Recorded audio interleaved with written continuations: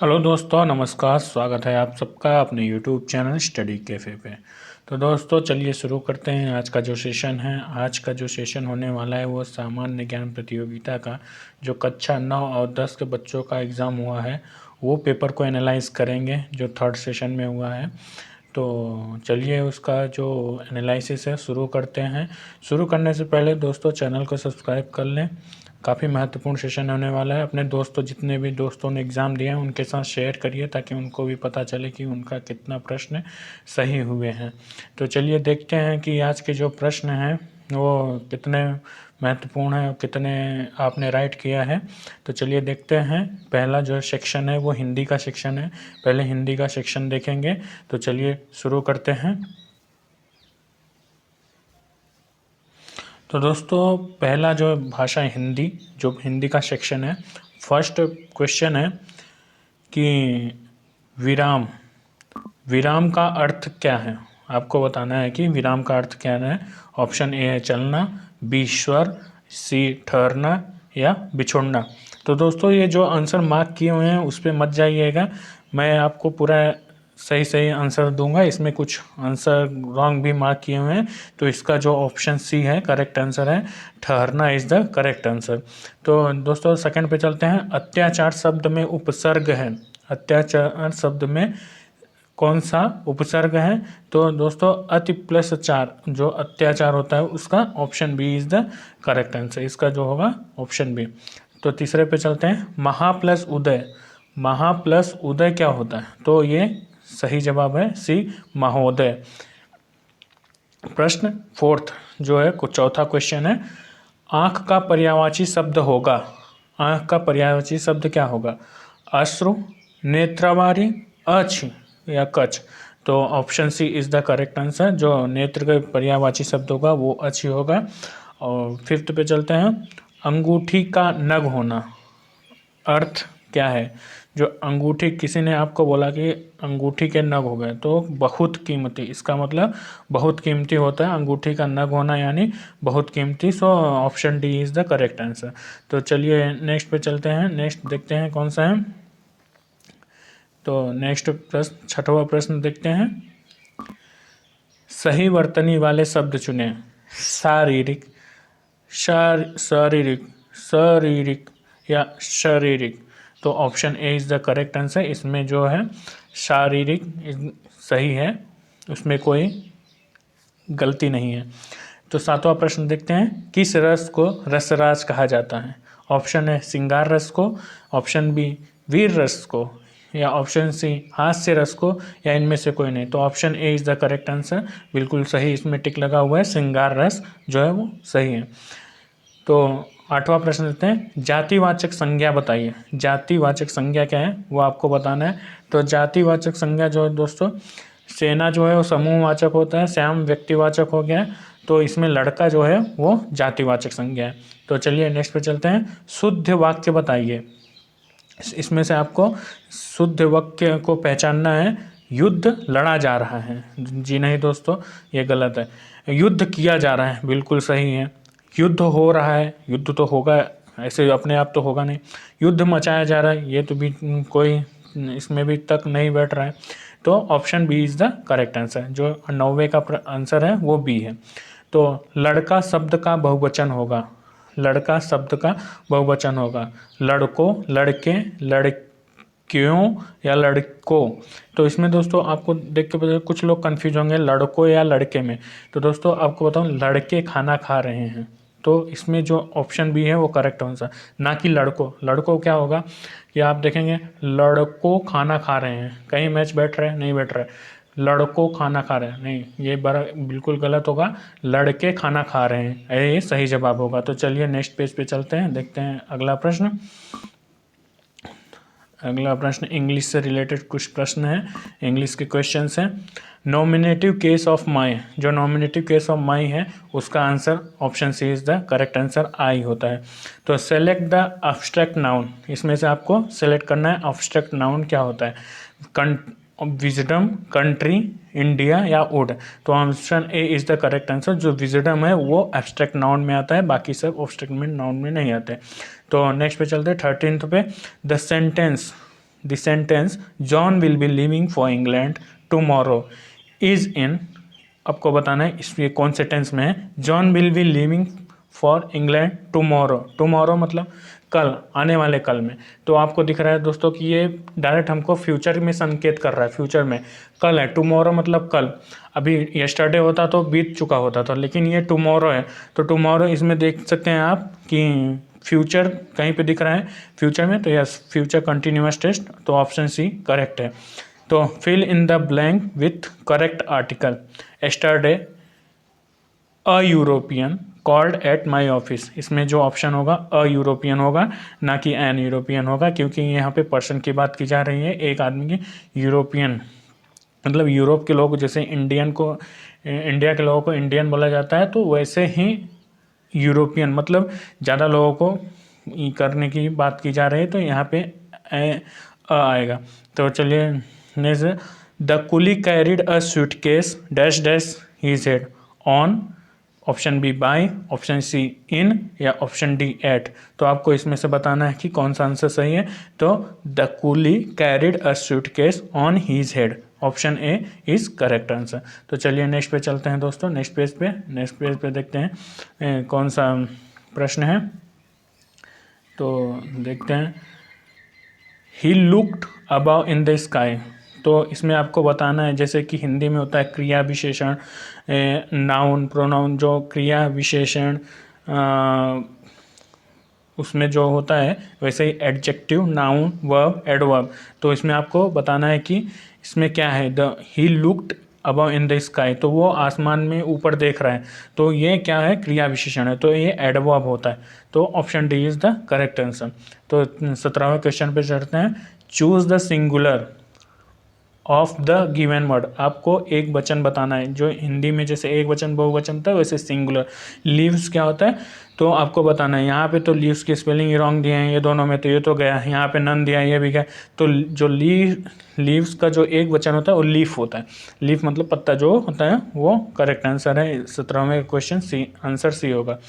Did the child dash dash dash from the chair, तो आपको बताना है कि इसमें कौन सा फॉर्म आएगा, फेल, फॉलन, फॉलिंग या फॉल। तो दोस्तों इसका जो ऑप्शन है वो option D, did the child fall from the chair, जो लड़का था चेयर से गिरा था, तो उसमें फॉल आएगा। तो नेक्स्ट पे चलते हैं 19 पे। Pick out the word which is correctly spelled, तो आपको इसमें बताना है कि कौन से वर्ड की स्पेलिंग जो है वो रॉन्ग है, या सॉरी कौन सी स्पेलिंग राइट है। आपको राइट वाला चूज़ करना है, इसमें 4 में से किसी एक की स्पेलिंग सही है, वो चूज़ करना है आपको। तो मेडिसिन, ये तो बिल्कुल गलत है, क्योंकि ई नहीं है इसमें लास्ट में। माडिसिन बिल्कुल गलत होता है। मियाडिसिन, ये भी गलत है। Option C is the correct answer. Medicine की स्पेलिंग है MEDICINE, medicine is the correct answer. तो 20th से, children like to eat sweets isn't it, option A do they, या ऑप्शन बी इज इट, या ऑप्शन सी डोंट दे, या option D none. तो option C is the correct answer, don't they. इसका जो answer होगा वो don't they होगा। अगर आपको चाहिए रहता है इंग्लिश में, आपको तकलीफ़ है, तो आप अगर बोलेंगे तो इसके ऊपर क्लास ले आऊँगा पूरा का पूरा, जो आपको ग्रामर के बारे में पूरा ग्रामर सिखाऊंगा। तो देखते रहिए आप ऐसे ही इसको। चलिए नेक्स्ट पे देखते हैं अगला सेक्शन देखते हैं, विज्ञान का सेक्शन है जो। तो चलिए देखते हैं। बल का मात्रक होता है, फोर्स का जो यूनिट होता है वो बताना है आपको। बल का मात्रक तो न्यूटन होता है। ऑप्शन ए जो है ये करेक्ट है। तो चलिए नेक्स्ट पे चलते हैं। 22वां प्रश्न। एक कुली 100 मीटर की दूरी तक 500 न्यूटन का भार उठाता है, उसके द्वारा किया गया कार्य क्या है। तो दोस्तों इसका आंसर 0 होगा। इसका फुल एक्सप्लेनेशन चाहिए तो आप मेरे वीडियो को कंटिन्यू देखते रहिए, वहाँ पे मैं इस क्वेश्चन को पूरा डिटेल में एक्सप्लेन करूँगा। जो कुली द्वारा कार्य किया जाएगा वो पूरा शून्य रहता है। तो option C is the correct answer. यदि कि वस्तु की गतिज ऊर्जा 120 जूल है और उसका द्रव्यमान 15 kg है, तो उस वस्तु का वेग ज्ञात करें। तो उस वस्तु का वेग जो होगा वो 4 मीटर पर सेकेंड होगा। ऑप्शन ए जो है वो राइट आंसर होगा। तो दोस्तों नेक्स्ट पे चलते हैं। 24वां क्वेश्चन। गति का दूसरा नियम जिससे संबंधित है, गति का दूसरा नियम जो संबंधित है उसका आंसर आपको बताना है। तो ऑप्शन जो डी है संवेग यानी मोमेंटम। मोमेंटम इज द गति का दूसरा जो नियम है संबंधित है वो मोमेंटम से संबंधित है। संवेग हिंदी में बोले तो संवेग। तो चलिए दोस्तों नेक्स्ट पेज चलते हैं। नेक्स्ट पेज पे तो नेक्स्ट क्वेश्चन देखते हैं 25वां, जो देखते हैं क्या होता है। ध्वनि का प्रसार किसमें अधिकतम होता है? आपको बताना है जो ध्वनि का जो ट्रेवल करती है, जो एक जगह से दूसरे जगह ट्रेवल करती है, उसका सबसे अधिकतम किसमें होता है? तो आपको बताना है निर्वात, गैस, तरल या ठोस। तो ऑप्शन दोस्तों अगर बता दूं, जो ध्वनि है वो सबसे ज़्यादा ट्रेवल ठोस में करती है। ठोस, इसका जो है D is the correct answer. 26वां प्रश्न है, यन कोश में अधिकतम इलेक्ट्रॉन होंगे। यन कोश में अधिकतम कितने इलेक्ट्रॉन होंगे? तो option A is the correct answer, 32 electron होंगे। 27वां प्रश्न है, इलेक्ट्रॉनिक विन्यास 2-6 वाले तत्व की पहचान करें। जो इलेक्ट्रॉनिक विन्यास है, इलेक्ट्रॉनिक कॉन्फ़िगरेशन जिसको इंग्लिश में बोलते हैं, इलेक्ट्रॉनिक कॉन्फ़िगरेशन शो, तो उसका जो होगा वो ऑक्सीजन का होता है। 6 और 2 और 6 जिसका 8 टोटल होता है। तो oxygen is the correct answer. 28वां प्रश्न है, नाभिक होता है। नाभिक क्या होता है? आपको इसमें 28वां में बताना है कि नाभिक क्या होता है। तो ये धनावेशित होता है, ये करेक्ट आंसर है, ऑप्शन बी। उदासीन विलयन का पीएच मान होता है। उदासीन विलयन मतलब न्यूट्रल पीएच वैल्यू बताना है आपको, कितना होता है? तो ऑप्शन सी केवल 7 होता है जो है। तो चलिए नेक्स्ट पे चलते हैं, नेक्स्ट सेक्शन देखते हैं। बिना देरी किए दोस्तों फटाफट इसको सॉल्व कर लेते हैं, तो ताकि आपका भी टाइम वेस्ट ना हो। तो चलिए नेक्स्ट पेज पे चलते हैं। अगला प्रश्न देखते हैं क्या है। 30वां प्रश्न देखते हैं किसके बारे में। खाने का सोडा का रासायनिक सूत्र होता है। खाने का जो सोडा होता है, बेकिंग सोडा जिसको बोलते हैं, उसका जो रासायनिक सूत्र आपको बताना है। तो रासायनिक जो सूत्र होता है 30वें प्रश्न का है NaHCO3। इसमें जो ऑप्शन बी है वो करेक्ट आंसर है। यौगिक CH3, CH2, CH2 का नाम क्या है? आपको बताना है। जो IUCN जो होता है उसका जो ये फार्मूला है, यौगिक है, उसको बताना है कि किसको बोलते हैं। ये जो फार्मूला दिया है किसका है? तो ऑप्शन जो इसका मतलब 31st प्रश्न का option D is the pentane को, जो पेंटेन होता है उसका ये केमिकल सूत्र लिखा हुआ है। तो आप इसको देखिए और याद कर लीजिएगा, सबका प्रोपेन का, एथेन का, पेंटेन का। अगर आप बोलेंगे तो कमेंट करके बताइए, मैं सबका जो है ये फार्मूला है सबका लिख के आपको प्रोवाइड कर दूंगा। 32 प्रश्न देखेंगे। विटामिन सी की कमी से होने वाला रोग कौन सा है? विटामिन सी से जो रोग होता है उसको क्या बोलते हैं? जो 32वां क्वेश्चन है उसका जो आंसर है रिकेट के द्वारा है। रिकेट्स जो होता है, स्कर्वी नहीं होता दोस्तों, ये रिकेट्स के द्वारा होता है।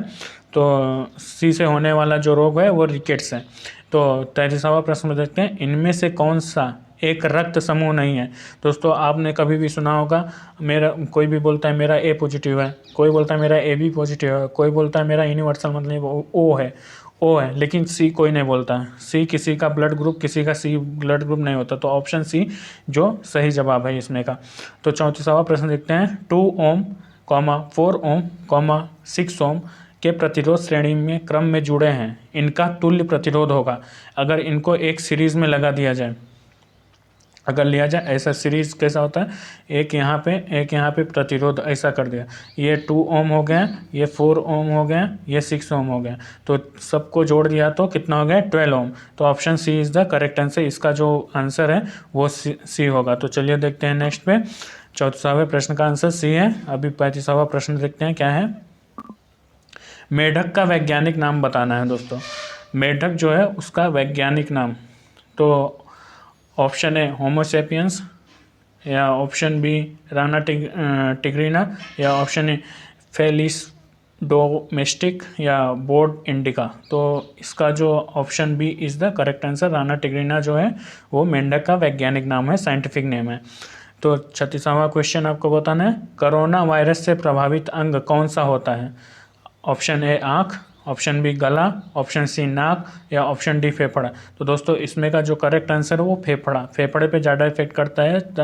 जब फेफड़े पे इफेक्ट पड़ता है तो लोगों को सांस लेने की दिक्कतें होने लगती है, वह सफोकेट करने लगते हैं, मतलब रुक रुक के सांस लेने लगते हैं, तो इससे क्या होता है, मृत्यु हो सकती है इंसान की। तो चलिए नेक्स्ट पे चलते हैं। इसका जो ऑप्शन है डी करेक्ट है। 37वां प्रश्न, मानव शरीर का सबसे बड़ा अंग होता है।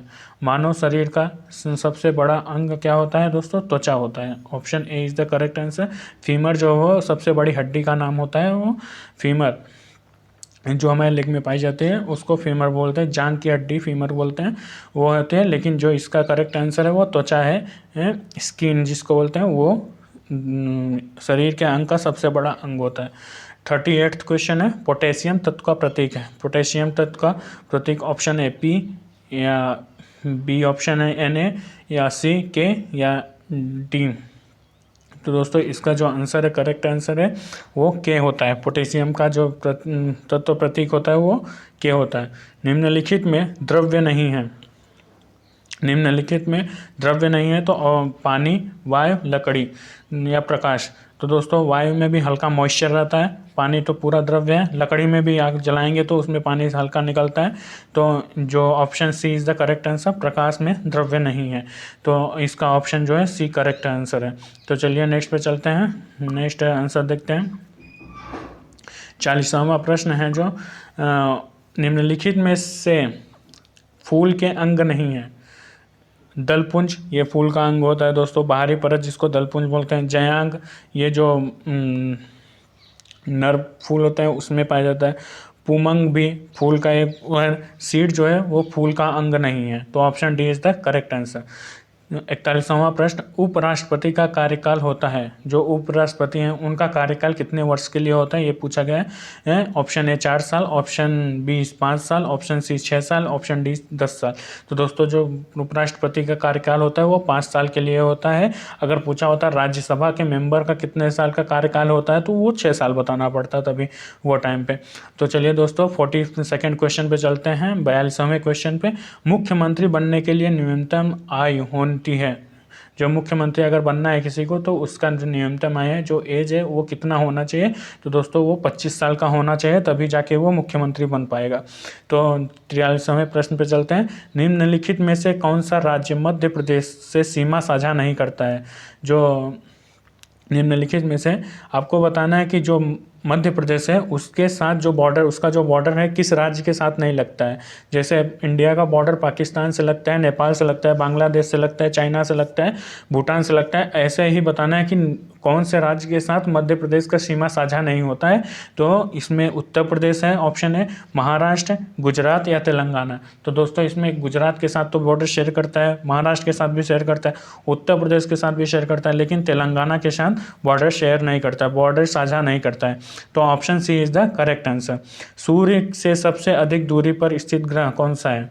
आपको बताना है जो सूर्य है उससे सबसे दूरी पे ग्रह कौन सा है, तो वो है वरुण ग्रह, जिसको ये नेपच्यून बोलते हैं इंग्लिश में, वो है। इसका करेक्ट आंसर डी है। तो चलिए नेक्स्ट पे चलते हैं। नेक्स्ट पेज पे नेक्स्ट क्वेश्चन देखते हैं क्या होता है दोस्तों। 45वां प्रश्न जो है वो, भारत में सर्वाधिक साक्षरता वाला राज्य कौन सा है।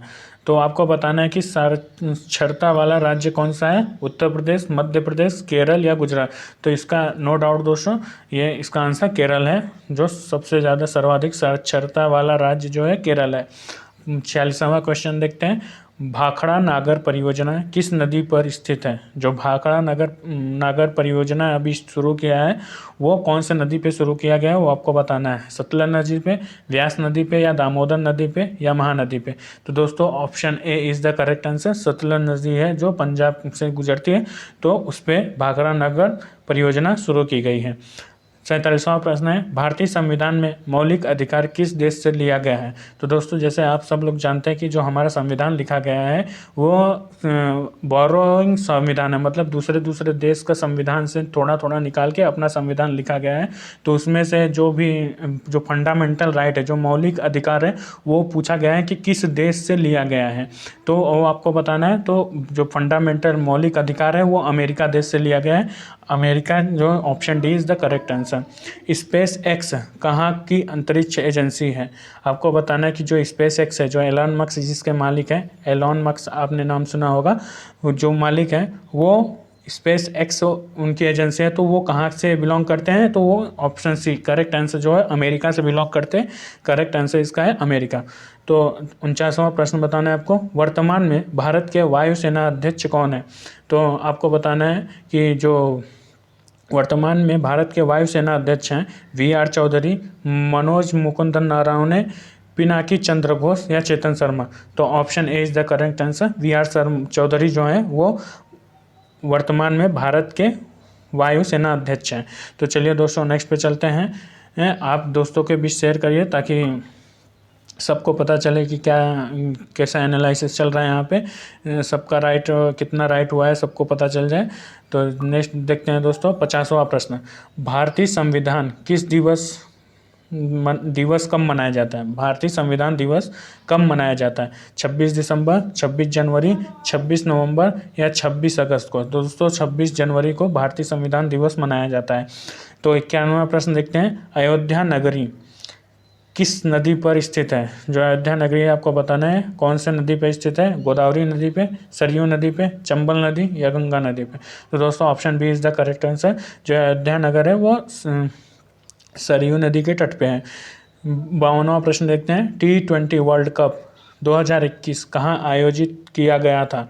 जो T20 वर्ल्ड कप खेला गया था वो कहाँ पे खेला गया था? आपको बताना है कि भारत में, अमेरिका में, ब्रिटेन में, यूएई में। दोस्तों अमेरिका और ब्रिटेन में तो नाम ही नहीं रहता, क्रिकेट ही नहीं ज़्यादा इतना प्रचलित नहीं है, तो इसका जो आंसर है ऑप्शन डी जो है वो करेक्ट आंसर है। आईपीएल में, हाल ही में आईपीएल भी वहीं पे यूएई में खेला गया था। जो दुबई शहर है यूएई में, वो एक देश है, वहाँ पे खेला गया था, गल्फ कंट्रीज में से आता है ये।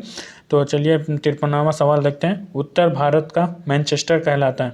उत्तर भारत का मैनचेस्टर किसको बोलते हैं? दोस्तों जो अगर साउथ इंडिया का पूछा होता तो उत्तर भारत का मैनचेस्टर पूछा है यहाँ पे, तो इसमें जो नागपुर ऑप्शन है, Kanpur option B, option C Jamshedpur या ऑप्शन डी गाजीपुर। तो ऑप्शन बी जो है कानपुर को मैनचेस्टर कहा जाता है उत्तर भारत का। वर्तमान में राजस्थान के मुख्यमंत्री कौन है? विजय रूपाणी, अशोक गहलोत, नीतीश कुमार या उद्धव ठाकरे? नीतीश कुमार तो बिहार के हैं दोस्तों, उद्धव ठाकरे महाराष्ट्र के हैं, अशोक गहलोत जो हैं वो वर्तमान में राजस्थान के मुख्यमंत्री हैं। तो चलिए नेक्स्ट क्वेश्चन पे, नेक्स्ट पेज पे चलते हैं। नेक्स्ट पेज पे देखते हैं कौन सा प्रश्न आने वाला है। तो चलिए देखते हैं 55वां प्रश्न। 55 पर चिल्का झील किस राज्य में स्थित है? जो चिल्का झील है वो कौन से राज्य में, भारत के किस राज्य में स्थित है आपको बताना है। Option A Uttarakhand, option B Andhra Pradesh या ऑप्शन सी मुंबई या ऑप्शन डी उड़ीसा। तो दोस्तों इसमें से उड़ीसा में जो चिल्का झील है वो मौजूदा में वो उड़ीसा में है। चिल्का झील जो है वो उड़ीसा में है। Option D correct answer. शहीद दिवस कब मनाया जाता है? 30 मार्च को, 30 अप्रैल को, 30 जनवरी को, 30 मई को? दोस्तों जो शहीद दिवस है वो 30 जनवरी को मनाया जाता है, क्योंकि इसी दिन गांधी जी की हत्या हुई थी। तो इसी के रूप में इसीलिए ये 30 जनवरी को शहीद दिवस मनाया जाता है। वॉलीबॉल में कुल कितने प्लेयर होते हैं? वॉलीबॉल में कुल कितने प्लेयर होते हैं? 6, 7, 9 या 11? तो दोस्तों 6, वॉलीबॉल में पूरे 6 प्लेयर होते हैं। भारत ने टोक्यो ओलंपिक में 2020 में कुल कितने स्वर्ण पदक जीते? जो हाल ही में टोक्यो ओलंपिक हुआ था, जापान में है टोक्यो, वहाँ पे जो ओलंपिक हुआ था उसमें भारत ने कितने स्वर्ण पदक जीते? तो दोस्तों 1 स्वर्ण पदक भारत की तरफ से जीता गया था, वो भारत में 1 ही स्वर्ण पदक आया था। तो इसका आंसर डी है। 59वां प्रश्न है, अंतरिक्ष में पहुंचने वाला प्रथम भारतीय कौन था? मिहिर सेन, राकेश सेन शर्मा या संतोष यादव या नील आम? तो दोस्तों option B is the correct answer. Bharat की तरफ से अंतरिक्ष में पहुंचने वाला पहला व्यक्ति जो था वो राकेश शर्मा थे। तो चलिए नेक्स्ट पेज पे चलते हैं। नेक्स्ट देखते हैं, बंगाल का विभाजन कब हुआ था? दोस्तों बंगाल का विभाजन कब हुआ था? तो बताना है आपको 1908 में, 1905 में या 1904 में या 1907 में? तो दोस्तों option B is the correct answer. 1905 में बंगाल का विभाजन हुआ था।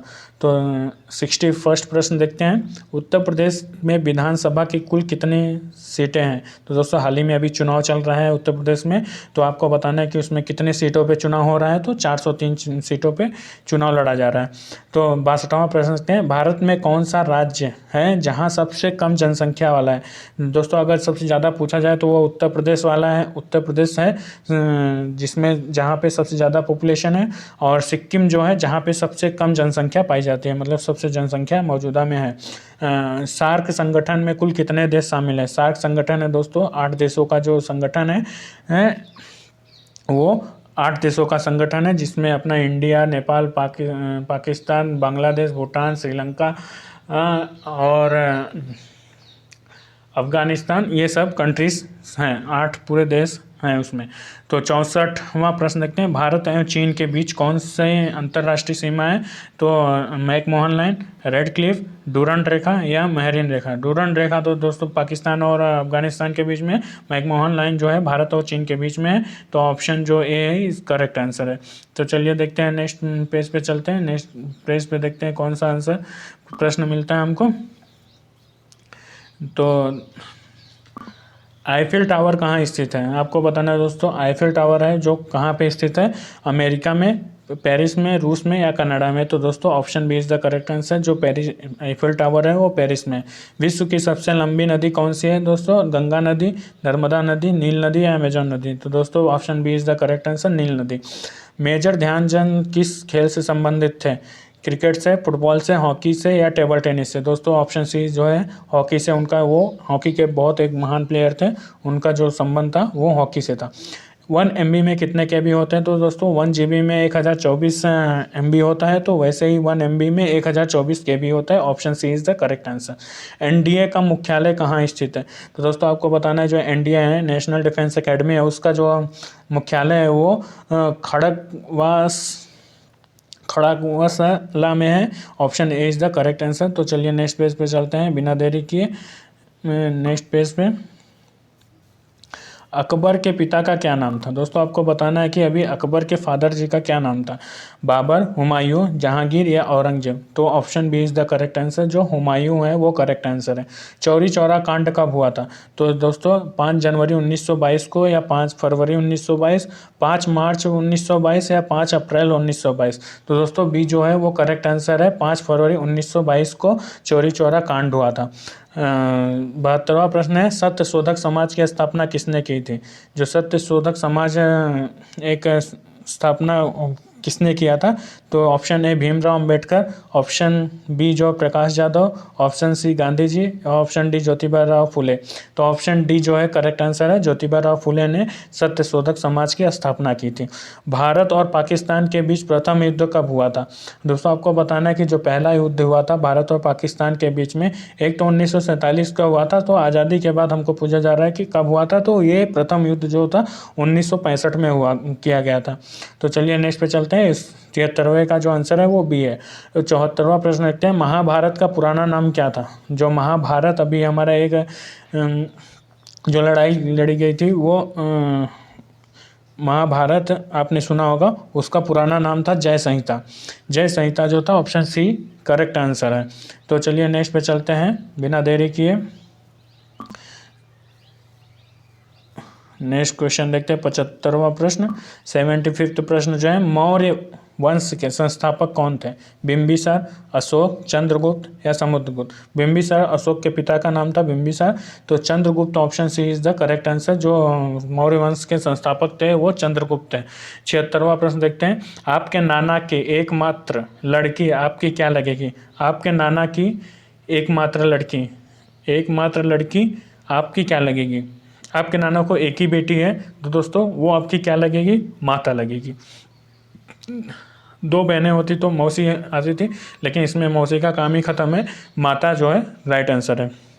यदि कैट 24 है, बैट 23 है, मैट 34 लिखा जाता है, तो रैट कितना लिखा जाएगा? तो दोस्तों इसमें कैट का जो कैट 3 होता है। कैट का जो अरिथमेटिक फॉर्म में देखेंगे तो कैट इक्वल टू 3, सी का जो वैल्यू है वो 3 है, ए का 1 है और टी का 20 है, तो ऐसा जोड़े तो 23 होगा। ऐसे बैठ कर लिया, बी का 2, ए का 1, 3 हो गया, 20 का 23, ये 23 हो गया।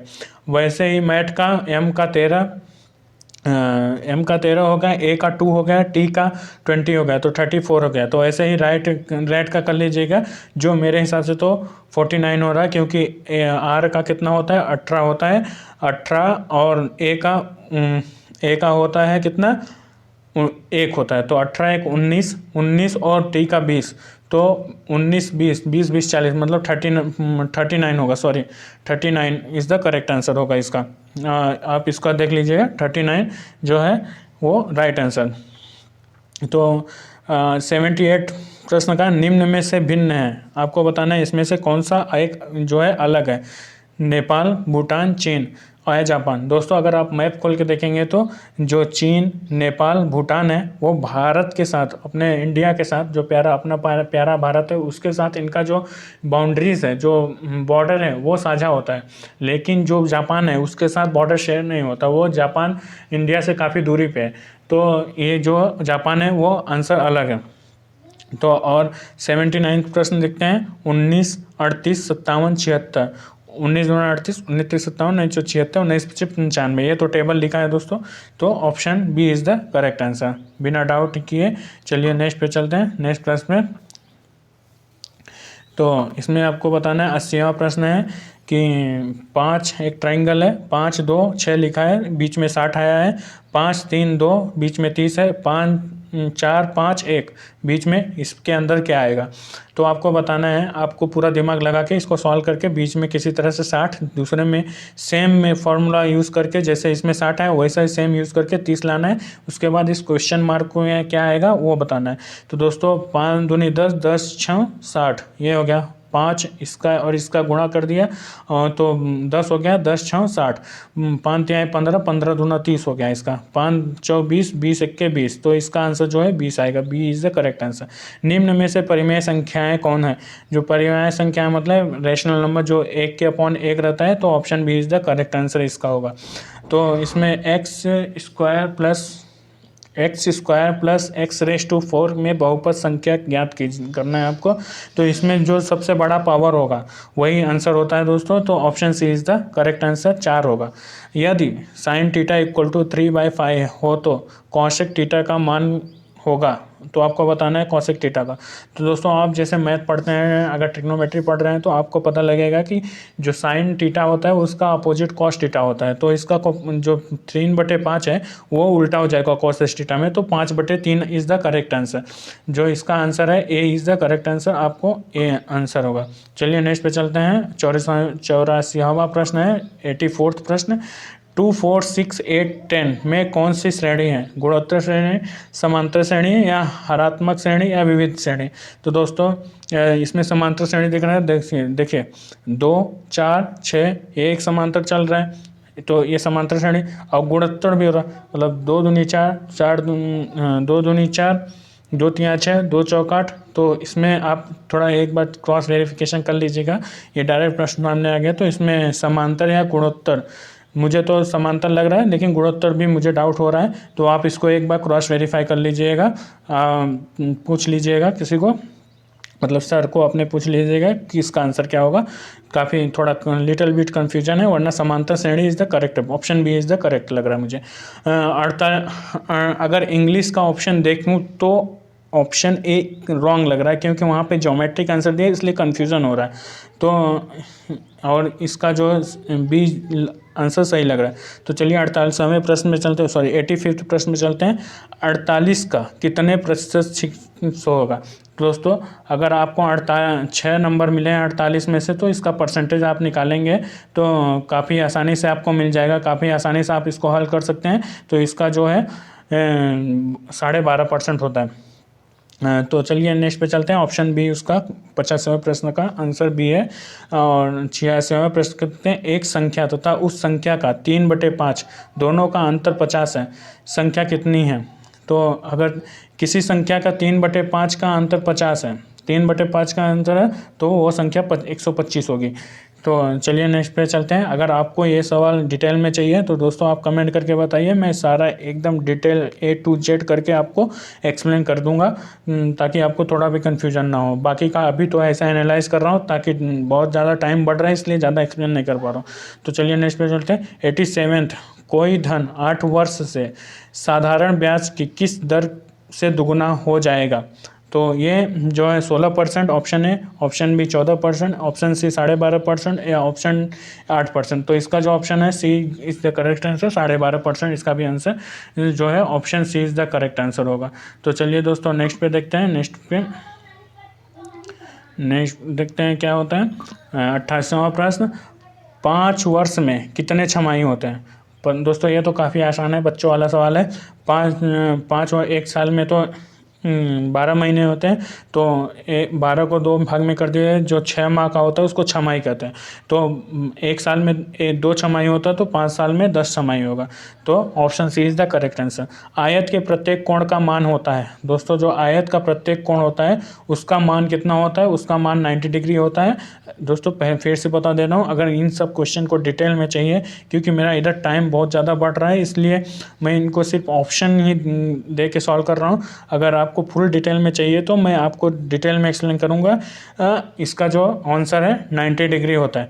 शंकु के तिर्यक ऊंचाई का सूत्र, जो स्लैंट होता है उसकी ऊंचाई का, हाइट का जो फॉर्मूला है वो होता है, option B is the correct answer, √r² plus h²। तो option B is the correct answer. दोस्तों 91st प्रश्न जो है, यदि रेखा ए बी के निर्देशक 8,6 तथा 5,2 हो तो उसके बीच की दूरी ज्ञात कीजिए। तो दोस्तों इसका जो प्रश्न है, आप ऐसा फॉर्मूला जो है x1 + x2 करके x2 और y1 + y2, इसको आप अगर इस फॉर्मूले में डाल के हल करेंगे तो इसका जो आंसर आएगा वो 5 इकाई आएगा। Option D is the correct answer. तो चलिए नेक्स्ट पे चलते हैं। अगला प्रश्न देखते हैं दोस्तों। अभी सिर्फ 8 प्रश्न बाकी हैं।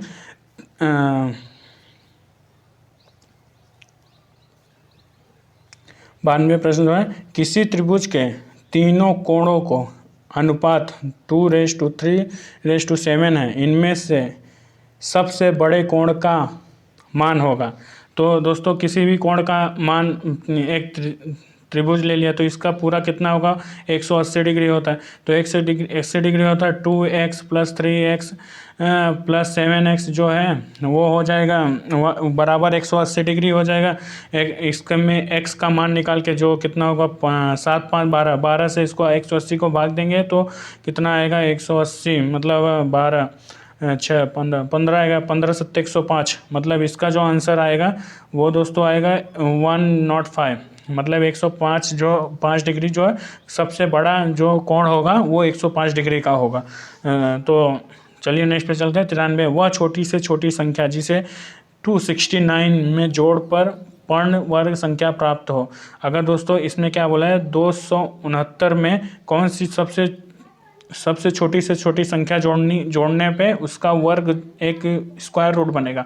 तो दोस्तों अगर 31 जोड़ते हैं तो कितना हो जाएगा? 31 इसमें कितना हो जाएगा? 31 से 300 समथिंग 230 हो जाएगा। तो ये 290 हो जाएगा।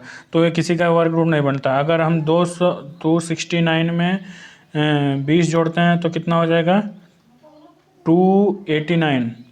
289 जो 17 का स्क्वायर रूट है। तो ऑप्शन जो डी है वो करेक्ट आंसर है। और 94 प्रश्न पे चलते हैं। 3x - 5 whole degree 2x - 25 degree. तो दोस्तों इसको बहुत आसानी से ब्रैकेट खोल के इसको सॉल्व कर लीजिएगा। तो जो 2x + 3x ये 30 हो जाएगा। अगर दोस्तों ये अभी इसको अगर ऐसे ही सॉल्व करेंगे तो आंसर 42 आएगा। 42 आएगा इस फॉर्म में। अगर यहाँ पे प्लस दिया होता तो आंसर 40 आता था। तो ये प्रश्न जो है थोड़ा इसमें प्रिंट टाइपिंग मिस्टेक लग रहा है मुझे। तो इसका जो आंसर फिलहाल तो अगर यहाँ पे 3x + 5 होता तो 40 होता था, अभी जो माइनस अगर लेके करेंगे तो 42 आ रहा है आंसर। तो इसको आप अपने सर को बोल के वेरिफिकेशन करवा लीजिएगा, ऑप्शन ये रॉन्ग लग रहा है। 95 सबसे छोटी अभाज्य संख्या है। सबसे छोटी अभाज्य संख्या कौन सी है दोस्तों? और सबसे छोटी अभाज्य संख्या 2 है। तो चलिए नेक्स्ट प्रश्न में चलते हैं, देखते हैं नेक्स्ट है जो अभी एक ही स्लाइड बचा है लगता है। देखते हैं 96 प्रश्न, पाई का मान क्या होगा? दोस्तों ये तो काफ़ी आसान प्रश्न है, 22/7 जो पाई का मान होगा। 97 प्रश्न देखते हैं, एक अकेले किसी कार्य को 6 दिन में समाप्त कर सकता है। अकेले किसी काम को 6 दिन में समाप्त कर सकता है तथा बी अकेले इस कार्य को 12 दिन में समाप्त करता है। ए और बी दोनों मिलकर इस कार्य कितने दिन में करेंगे? तो दोस्तों सबसे पहले ऐसा जब सवाल आए तो इसका सबसे पहले क्या करिए, 6 और 12 का एलसीएम लीजिए जो 12 ही होगा। तो 6 का जो पहले ए का जो एफिशिएंसी आएगा वो 2 आएगा और इसका 1 आएगा, तो ये टोटल 3 काम एक दिन में करेंगे। 3 से भाग दे दीजिए तो जो 3 × 12, तो जो इस दोनों मिलकर काम करेंगे वो कितने 4 दिन में काम होगा इन दोनों का। ये दोनों एक दिन में 4 काम करेंगे। तो चलिए नेक्स्ट पे चलते हैं। यदि 25 आदमी किसी कार्य को 27 घंटे में समाप्त करें तो 15 आदमी इस कार्य को कितने समय में समाप्त कर सकेंगे? तो दोस्तों 25 × 27 ये कर रहे हैं, इक्वल टू करके 15 × कितना हावर का निकालना है, हावर निकालना है। तो इसको 15 से कैंसिल कर देंगे। यहाँ पे 5 × 25, 5 × 15, 3 से 1 7 को कर 9 आ जाएगा, 9 × 5 = 45। तो इसका जो आंसर है दोस्तों वो 45 होगा। यदि ए का 60% इक्वल टू बी का 3/4 हो तो a/b कितना होगा? दोस्तों इसको हल करेंगे तो आंसर निकलेगा 9/20।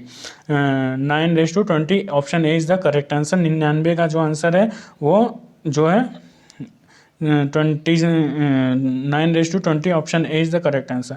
और 2x + 1 = 8 है, तो 2x + 1 = 8 है दोस्तों। तो 2x + 1 = इसको हम इस फॉर्म में लिखते हैं 2³ 2³ भी कितना होता है? 2 दूनी 4 दूनी 8, तो इसका जो आंसर है वो 8 ही होगा। तो ये 8 होता है, तो इसको इस फॉर्म में लिख दिए। तो यहाँ से 2 से 2 बेस जो है वो कैंसिल हो जाएगा, तो x + 1 = 3 हो जाएगा। यहाँ पे x + 1 = 3, तो 1 वो साइड जाएगा तो x बराबर कितना हो जाएगा? 2 हो जाएगा। x का वैल्यू आ गया 2, तो यहाँ पे अगर x का वैल्यू 2 आ गया दोस्तों तो 3x है, तो x की जगह पे यहाँ पे 2 डाल देंगे, x का वैल्यू 2 है तो ये स्क्वायर हो गया, यानी 9 आंसर। 9 जो है वो करेक्ट आंसर है। इस सवाल का जो जवाब है वो 9 करेक्ट आंसर है। तो दोस्तों ये सवाल यहीं पे ख़त्म हो। थैंक यू सो मच दोस्तों देखने के लिए। वीडियो को अपने दोस्तों के साथ शेयर करें और इन्जॉय करिए। Thank you so much.